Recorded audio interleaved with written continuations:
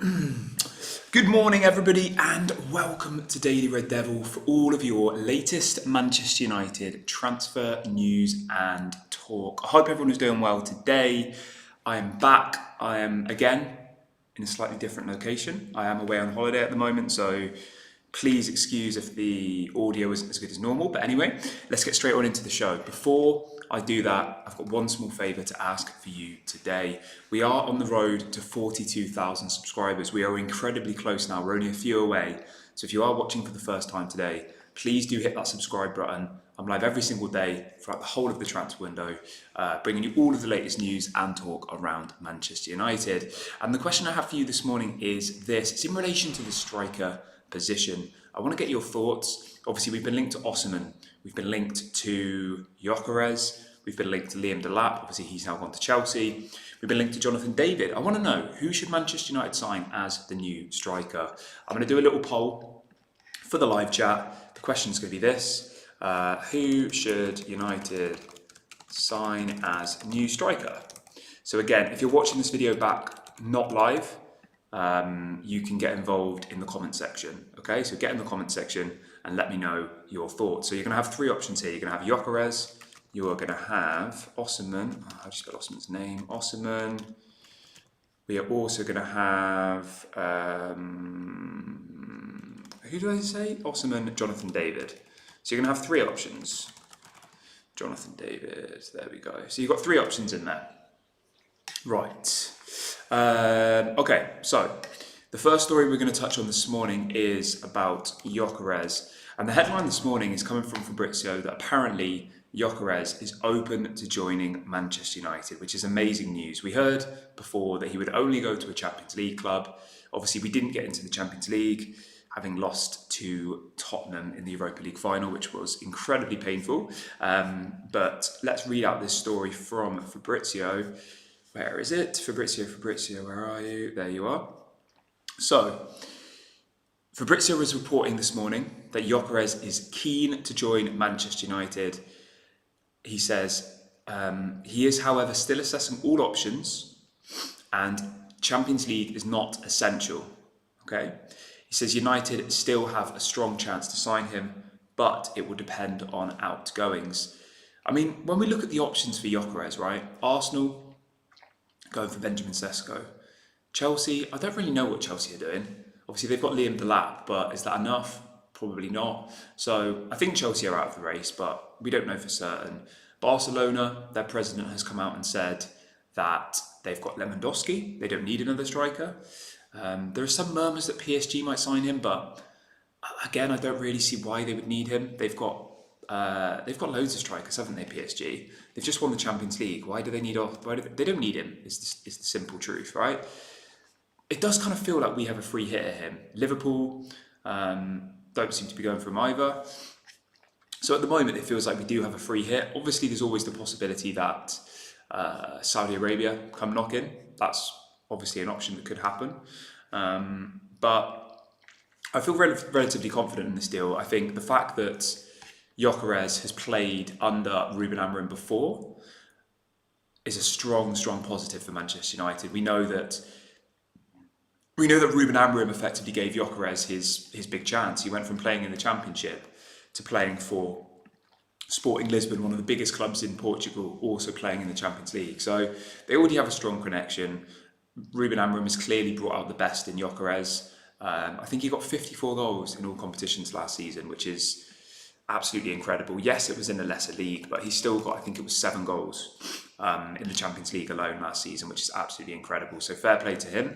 But yeah, Fabrizio saying that he is open and keen. The exact word he used was keen. So I don't really know how to explain this if people don't know what that means. Keen means he's up for it. He wants to, effectively. Keen it's a positive word. It's not like he's reluctant, but he would join if he had to. It's effectively saying that Osimhen is interested, he's excited about the move, and regardless of whether we have Champions League football, which obviously we don't, he is still keen to join us. Now, I'm going to look at this from a little bit of a more pessimistic, negative side.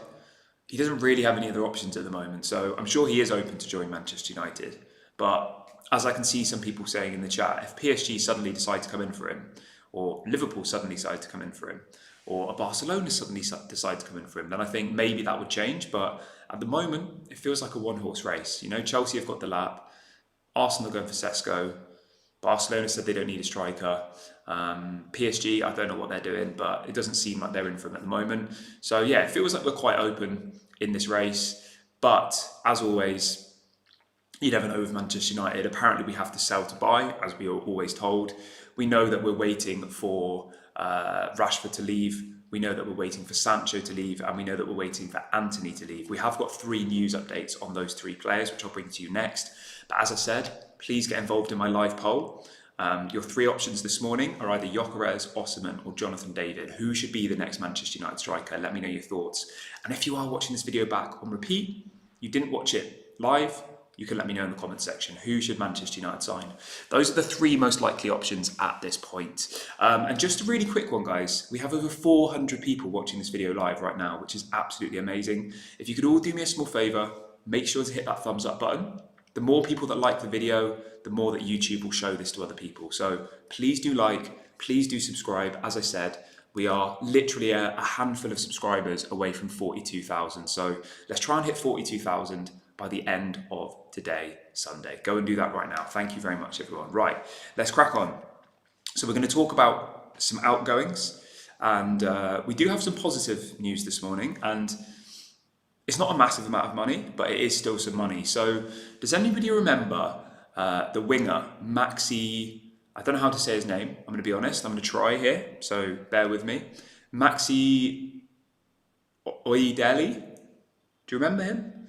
From last season, a youth player. I think he went on the pre-season tour and he looked quite good.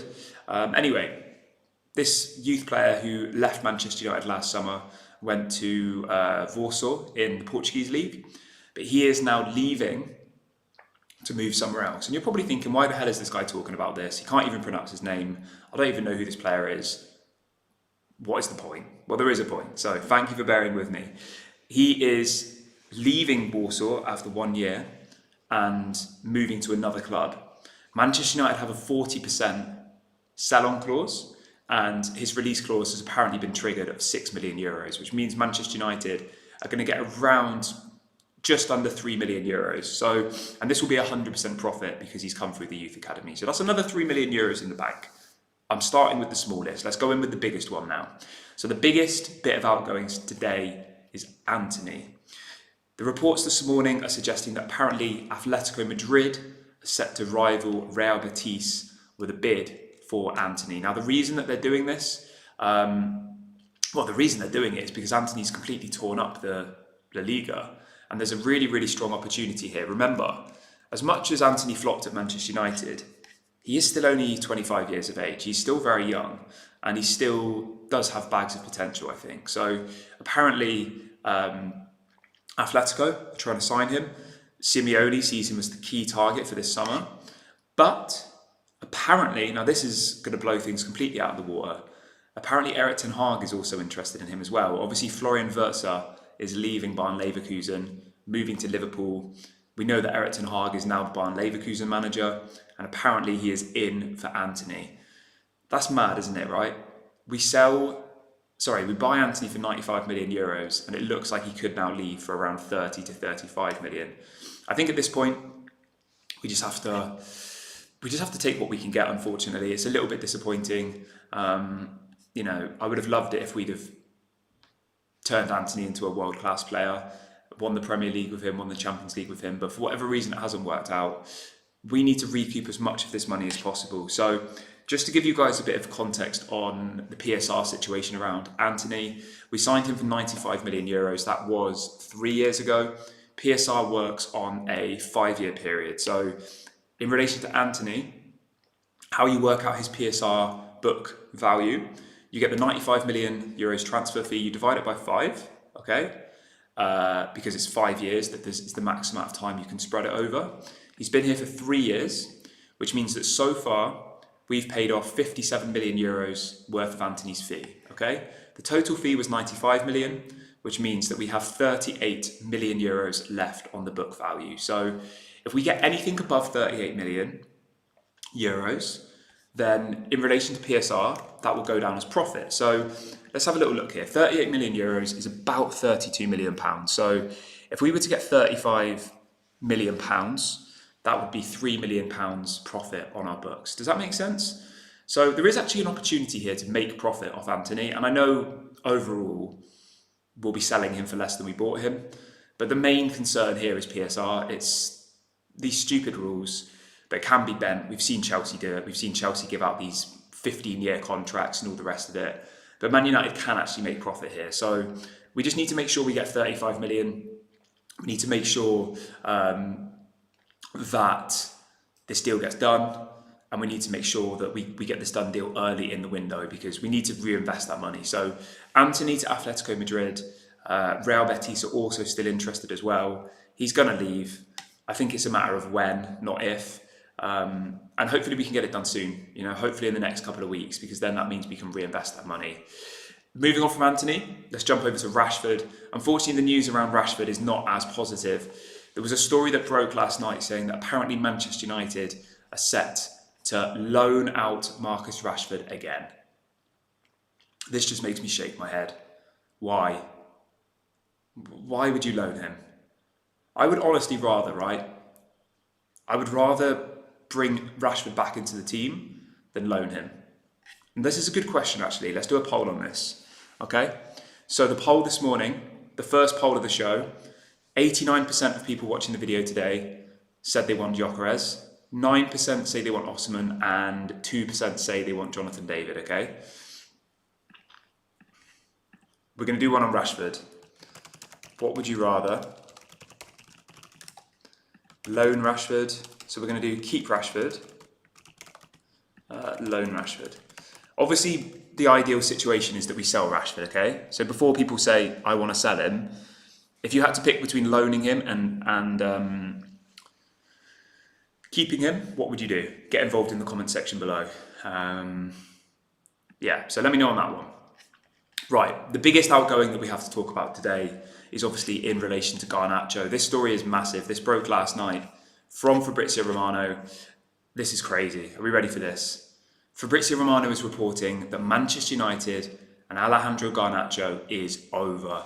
He says the decision has already been made, not only by Amorim, but also by Ineos as well. He says that Premier League clubs are pushing and calling for Alejandro Garnacho. There is a strong possibility of him staying in the league with a different club. He says Bayern Leverkusen are also interested, but it will not be easy financially. Italian clubs have also inquired. If we sell him to another Premier League club, I think that's a bad mistake, personally. What I will say, though, is on the flip side of that, if Premier League clubs start coming in for him, that will encourage a bidding war. And Fabrizio was saying that apparently 3 Premier League clubs have inquired for him. We know that Chelsea want him. Who are these other 2 clubs? Has anyone got any guesses? Who do we think these other 2 clubs are? We know that Chelsea want him. They nearly signed him in January. Who do we think the other 2 Premier League clubs are? I mean, I could see someone like Nottingham Forest going for him. It looks like Elanga might move to Newcastle. Do we think it's going to be like a Newcastle or like an Arsenal? I don't know. It's difficult. I think most teams in the Premier League would be interested in him because he is a talented player. And I think in the right team with the right system and the right setup, I think he's a useful player to have. I just think the problem we have at Manchester United is he's too much of an individual and he's not a team player. But I don't blame him in some ways. Our team is awful and he's probably there like, I can change games myself. I'm just going to do everything myself, Whereas, if you went into like an Arsenal or a Man City or a Liverpool, like there would be a lot more discipline. Some people are saying, what about Villa? Yeah, I mean, Villa's a strong option for him. Yeah, it's a difficult one, isn't it?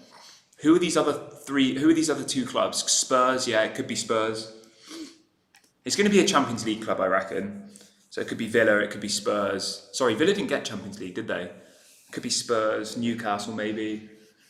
Some people are saying Arsenal. I don't know, we'll see. But Garnacho's gone, effectively. He's going to leave. Fabrizio's confirmed it. He will not be at Manchester United anymore. He's effectively out of here. So, yeah, I mean, it's a little bit of a shame. I remember a year ago, if someone said to me that Garnacho and and Mainu were going to be leaving, I would have been shocked. I would have said, what, really? Garnacho and Mainu were branded as our future. 12 months later, Garnacho and Mainu are the first two players to be, they're attempting to push them out the door, aren't they?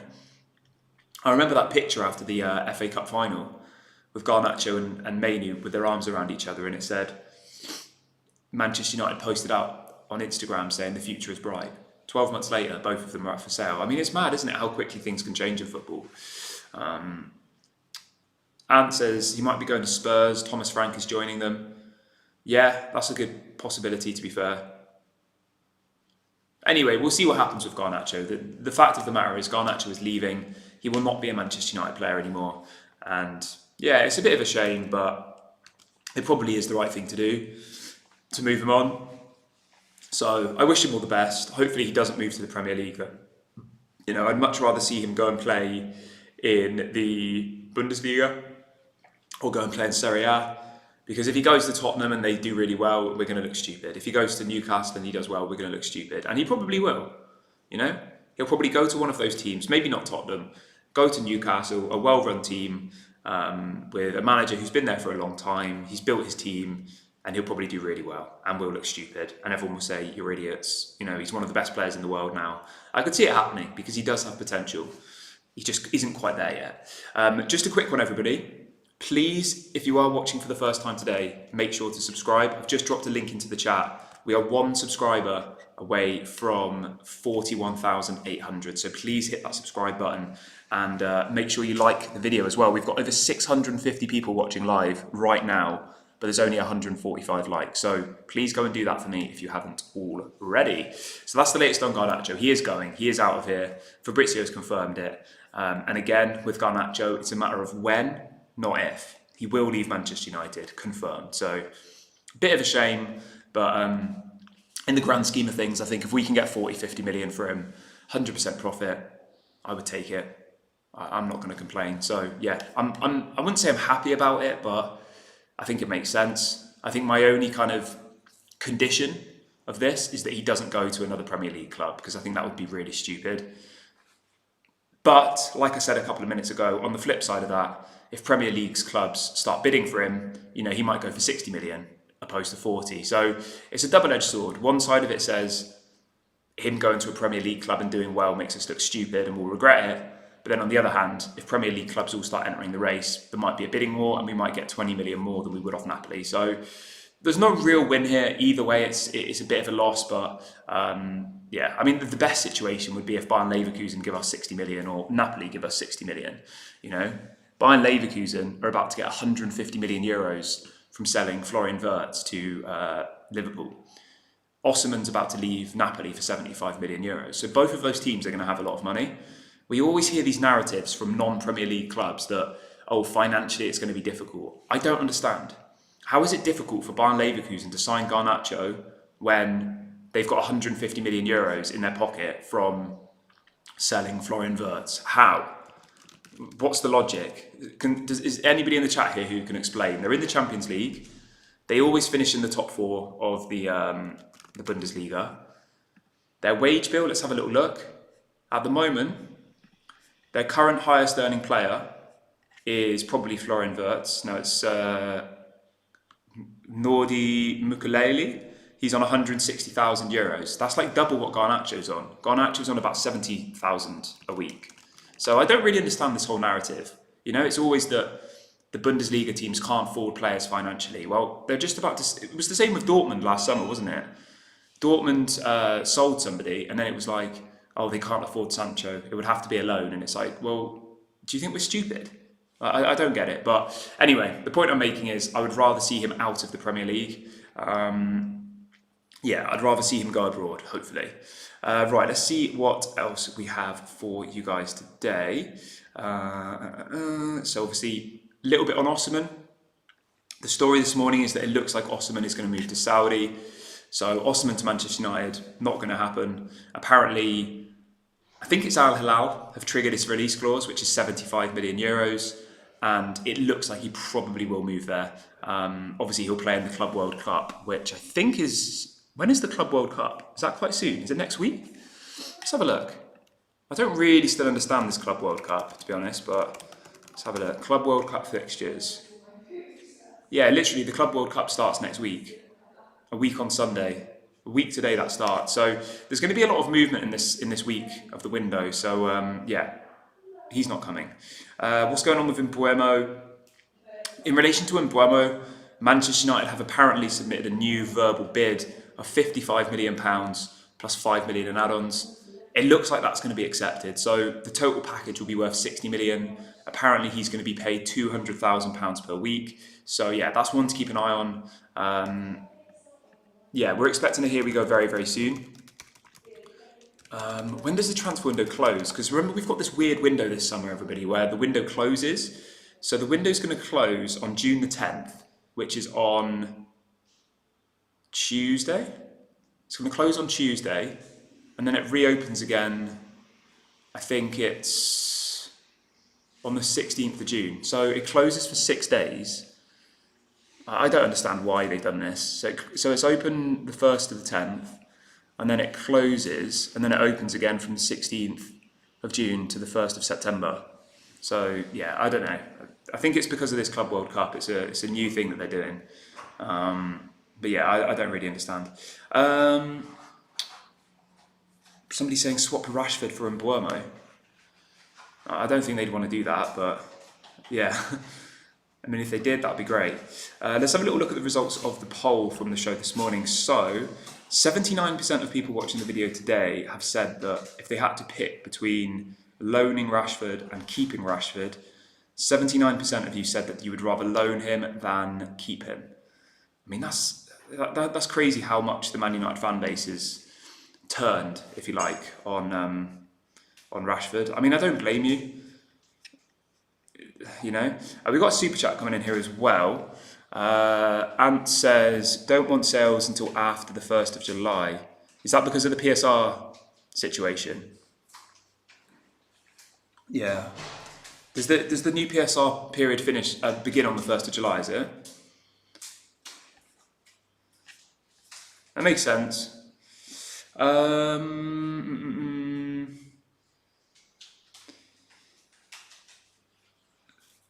Just to be very, very clear, right? The situation with Gyokeres, just because there's quite a few people asking here, Manchester United haven't submitted a bid yet for Gyokeres, but Fabrizio has said that Gyokeres is open to joining Manchester United, and he's even used the word keen, so he wants to join Manchester United, but we haven't submitted a bid. Gyokeres does have a release clause, remember.